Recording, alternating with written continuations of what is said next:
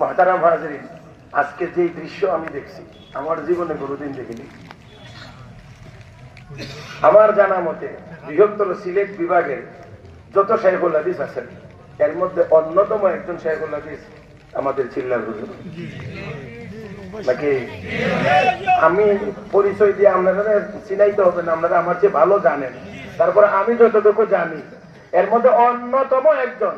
কিন্তু এই ব্যক্তি এই বয়সে স্টেজ থেকে এইভাবে নেমে যাওয়া, মাদ্রাসার জন্য নিজের জামা উঠায় ধরা,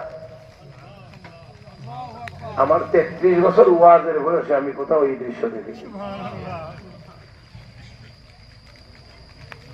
আমি বড় আলেমও না, কোন যোগ্যতাই আমার নাই, তারপরও আমি মুসাফির হিসাবে আমার অন্তঃস্থল থেকে দোয়া করে আল্লাহ যেন হুজুরের হায়াত আরো লম্বা করে দেন, সুস্থতার জীবন যেন আল্লাহ দান করেন, দ্বীনের খেদমত আরো বেশি বেশি যেন আঞ্জাম দিতে পারেন, আল্লাহ যেন তৌফিক দান করেন।